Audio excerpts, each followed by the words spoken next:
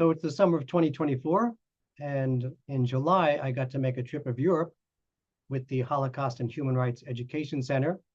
It was a group of 18 high school history teachers who were learning about the Holocaust and about the history by visiting Berlin and Krakow and Warsaw.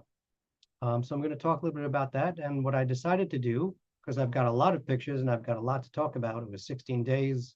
We covered something every day, covered a lot of mileage, covered a lot of places, and heard a lot of lectures and read a lot in different museums and so forth. So what I'm going to do is do different segments on different Sundays, and I'll also make videos comparable to that. And what I said is that the first segment will be kind of just looking around at the cathedrals and the palaces and some of the interesting touristy things, kind of light on history and more on the sights and the scenes that we saw. So that'll be this first segment. So we arrived in Berlin and we were there for about 5 days. Then we went to Poland where we were for a little over a week, and then we came back to Berlin. We were there for a few days, and then we flew out of Berlin again. So kind of the main boulevard in Berlin is Unter der Linden, which is under the linden trees. This was our tour guide for the entire time, accompanying us everywhere. Garrett was just an excellent guide, giving us a lot of interesting history, very helpful with questions that we had. Obviously had to coordinate a lot of people on buses and trains and walking here and there. So I just thought he did a wonderful job. He has worked for many years with the Holocaust and Human Rights Education Center, which is based in White Plains. He's their person in Europe who coordinates and guides their trips there. And he was just excellent. This is at the end of Unter der Linden is the Brandenburg Gate, which is kind of the main landmark in Berlin. All of it was transformed because of the Euro Games. So there was a lot of soccer matches going on while we were there. So this looks like something they put up next to the Brandenburg Gate, which I'm thinking this was for the Euro specifically. Kind of looks like a big soccer goal, I guess. And then this whole artificial field over here was just to accommodate crowds and events that were going on around that time. This is Newgate, New Watchgate, which is the place where the Kaiser's guards were stationed back in the time of the Kaisers. They would have a formal changing of the guard, and this was kind of where they were stationed. This would become part of Eastern Germany during the Cold War, when Germany was split. This was East Berlin, which was inside of East Germany, inside Berlin itself. East and West was inside of East Germany, and this was in East Berlin. So during the time of the Soviet era, of the Cold War era, the communist government in Berlin had guards, had soldiers who participated in the changing of the guard. And I think they used to do like this goose stepping and stuff that people kind of might remember as an example of that time. So this is no longer a watch house for soldiers. It is now a memorial to the victims of war and tyranny. And inside, they just have this solitary figure of a mother and child. The transportation in Berlin and everywhere was amazing. You see in Europe, lots of people on bicycles. So I took this picture of the elevated train and the tram going underneath. If you stood here long enough, you would see buses coming by. And if you walked a little bit to the right, you would see a subway station. So there was stuff above ground and below ground and on the level, just an amazing array of mass transit. All very clean, all very efficient. This is a cathedral that was built, I think it was Kaiser Frederick who built this. So it's a big Protestant cathedral. From the other side, you see the beautiful river there. I went inside. I tried to go inside actually, but there was a wedding going on, so I decided to leave the wedding alone. Again, this was part of Eastern Europe, where we were staying, which was Alexanderplatz. Alexanderplatz was named after the Tsar, the Russian Tsar, who made a visit, and they decided to name a portion of Berlin after him to commemorate that event. Then this became Eastern Europe. You can see the cathedral in the background there, but this is Karl Marx and Engels. What's Engels' first name? I can't remember. Marx and Engels. So this is from the Soviet era, from the Eastern European Bloc era. This is also a Soviet, specifically a Russian Soviet monument that was built in Berlin by the Soviets. You can see the years on it say 1941 to 1945. So that's the period in which the Germans and the Soviets were engaged in war. So the Russians built this in the middle of Berlin. When Germany reunited, there was an agreement, there was a treaty which involved the Soviets and the Americans and the French and the Germans and the British. And the new German government had to agree to continue to maintain all the war monuments from all the different occupying countries as unification was being decided on. So it's just kind of interesting that you're walking down the street and here's the Soviet memorial. Yes, let me know if there's any more questions. This was another war memorial, and it's quite stunning. You see the sickle and the hammer there. This was a massive park, and this was one of many, many massive sculptures that were there to commemorate the war dead. The Soviet Union had many more victims of war, soldiers and civilians, than any other country, just devastating losses that they suffered. This is in Alexanderplatz. I think this is maybe a Soviet era, a communist era clock, world clock that was placed there. It looked kind of like a 60s, 70s kind of a thing. On the clock, as you walk around, you see all the different cities and all the different time zones and all the different times. In the foreground there, you see the stumble stones. So these are stones that are around Europe. Almost virtually every country in Europe has stumble stones. And on them is the name of people who were victims of the National Socialists, of the Nazis. So these are 5 stones that have 5 names that tell you who these people were and where they were sent, what concentration camp they were sent to, or what death camp they were sent to, and when they died, if that's known, if the date is known. These 5 particular stones were unusual because they were in the middle of a public square. And what we noticed is that they were dedicated to people who are homeless. So in addition to the Jews and the Roma and the homosexuals and the political opponents, the Nazis also rounded up homeless people or other people who were considered to be disabled or not particularly benefiting society. A lot of people were kind of caught up and taken away to concentration camps where they were worked as slaves, and sometimes or either worked as slaves or sometimes just immediately killed. So these were 5 of many stumble stones. This is the Tiergarten, which is called the Animal Garden. So it's kind of like the Central Park in Berlin. It was quite beautiful. It's right just adjacent to the Brandenburg Gate. So we met a bunch of different people who talked to us about the current situation, either in Germany or Poland. So 2 teachers were supposed to talk to us. Only one of them was able to meet with us. So one of them we heard from her book. So Christina Sellemeyer, we heard her story. And the woman in the white there, kind of the white top, that was Sabine. And both of them are social workers who work in the schools in Berlin with refugees. So we heard about how difficult it is to arrange for services and to deal with all of the situations that refugees bring with them. So it was quite moving to hear from the readings from the book by Christina specifically. And also Sabine talked about her own experience being an immigrant to Berlin and about what it's like to be a social worker in the schools there. This is, again, Alexanderplatz. You'll notice a little fitness place there. It says FitX. So it's kind of interesting to see all the English signs for stores and whatnot. This is the television tower, which was built by the East German government. And I think they said that this is still the tallest tower in Europe or Central Europe or something like that. You can kind of see this little clock tower way in the distance. That's the City Hall. Again, you see the tram there. Lots of construction cranes and construction areas all over the place, especially in eastern Berlin.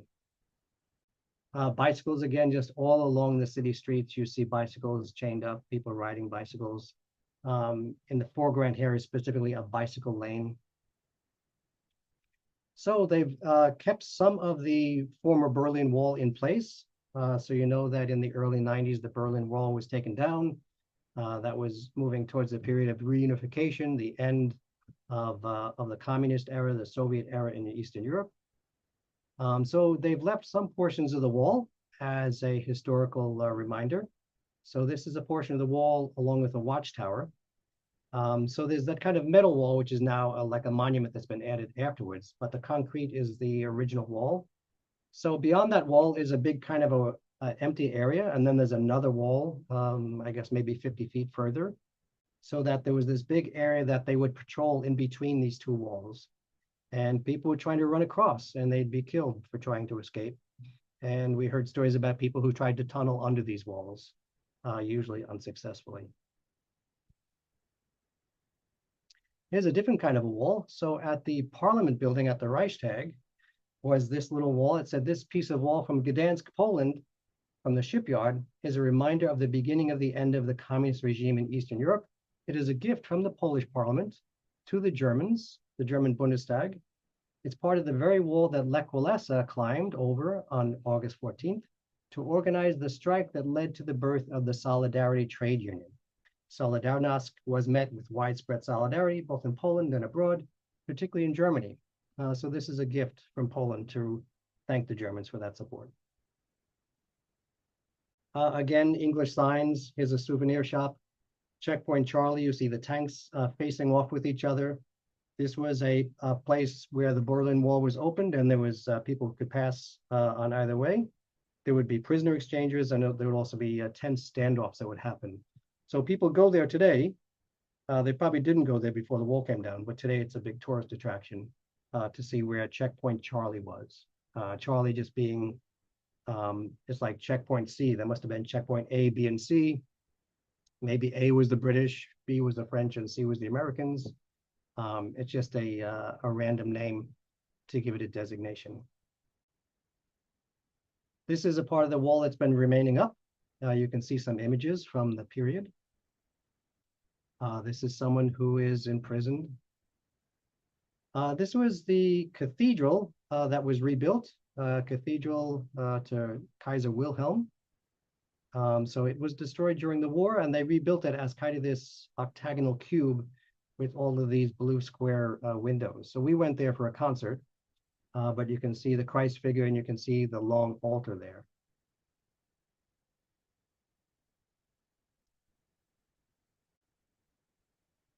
So the concert was a beautiful concert.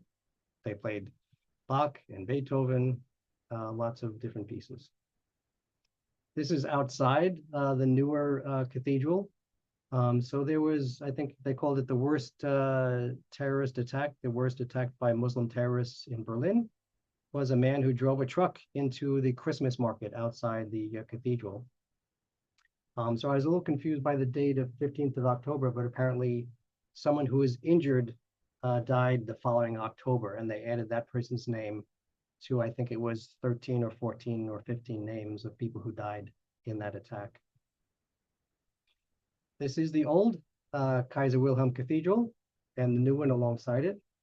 So on either side of the ruins of that cathedral that are, of course, no longer used, behind it is a tower which is covered by scaffolding. You can't really see it. And then on the foreground there is the new cathedral. This was East Berlin, former East Berlin, a church that was about 600 years old. They weren't sure exactly how old it was. St. Mary's Church.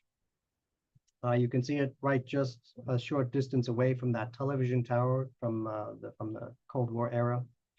And a statue of Martin Luther, which had previously been part of an enormous statue, which had stairs and which had all these other figures around Luther. The rest of the statue had been taken for the medal during the war effort in the Second World War. And recently, the Martin Luther statue was returned after it had been gone for a while.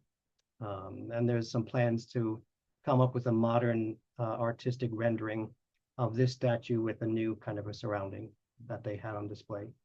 The church inside was just gorgeous. So you can see how lovely it is inside. This was across from the Russian embassy. Navalny, a well-known dissident in Russia, who was poisoned, who was imprisoned, ultimately died very suspiciously. So there were people who had set this up outside the Russian embassy as a protest. This was right on the main boulevard, Unter den Linden, so it's a very public square, a very public boulevard. So there are major memorials to the Holocaust victims, and they're right in the center of the city. So this is in the background there, you see the Reichstag, the parliament, and in the foreground is this circular pool, and the sign tells you that it is a memorial to the Sinti and the Roma of Europe who were murdered under National Socialism being the Nazis. So Roma and Sinti is the more current way of referring to people that we used to refer to as gypsies. So a lot of those people were targeted by the Nazis to be taken to camps, to be killed or to be worked very hard. It was interesting to me that it's right in front of the Reichstag, so they've given it a very prominent place. It's right in that major park, the Tiergarten. And also that on top of the Reichstag, you see German flags and European Union flags. So in the wake of this memorial to a very difficult time in Europe, is this European Union flag, which symbolizes the fact that there are no longer these contested borders, that the borders now open and there's broad cooperation across Europe. So I thought that was a nice contrast to see that right there. And to see a national parliament that has the national flag and a unity flag. Sticky rice mango milkshake, I recommend that to you if you go to the Burgermeister. This is now Warsaw, so we've just left Germany and now this is Poland. So we have here a Soviet era building. Stalin commissioned this. It's called the Palace to Science and Culture. And then I just got a shot of it with the Hard Rock Cafe guitar in the foreground. So, you know, Western businesses, McDonald's, Starbucks, and everything else were everywhere that we went. And so this was an example of one of those juxtapositions. Lech Walesa, who we mentioned before, who was the leader of the Solidarity Trade Union. That was a major effort to contest the communist dictatorship in Poland and the general system of Eastern Europe. So if you could think of some Polish person you know who's famous, this is a major boulevard in Warsaw, Jana Paula II. So this is remembering the Pope, Pope John Paul II. There were lots of images of the Pope around the places that we went in Krakow and Warsaw. And also we saw nuns and priests and monks and brothers, especially in Krakow. This is Krakow, St. Mary's Church in Krakow, obviously with this beautiful icon that they have there. Just an amazing, elaborate, stunning, glittering display inside these churches in Poland. Again, lots of nuns, lots of religious people in Krakow specifically. Poland being 98% Catholic. We learned that before World War II, Poland was one of the most diverse places in Europe that had people from Ukraine and Lithuania and Russia and Czechoslovakia and lots of Germans. You had people who were Jewish and Roma and Protestant and Catholic. And that after the war, there was all this realignment, and Poland is a much less diverse place today than it was before the war. This was the Polish Museum in Warsaw, and they had recreated the inside of a synagogue, the inside of a Jewish temple, with this bema in a Eastern European style. So in Warsaw, when the Nazis arrived, gradually the Jews were restricted in terms of their rights, and then the Jews were told that they had to move into an area. So we refer to that as a ghetto. And then a wall was built around the ghetto to keep the people in there, to really concentrate the Jewish population in a very small area that made it living there very difficult.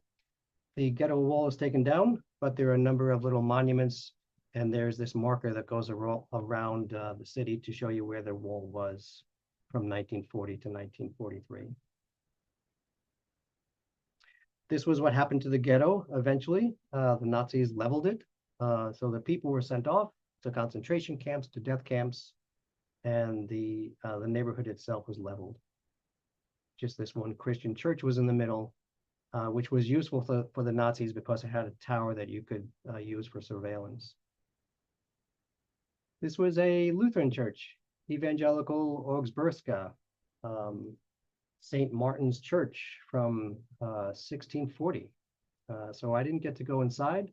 There was a little way that you could contact people, and I did reach out, and I did get a response, but I didn't get a chance to really attend any events or to see the inside. Again, just an example of all the American style, Western style signs that you see everywhere. This is a mall that also contained the train station. This is a bus that plugs in. So you can see the big artistic plug there.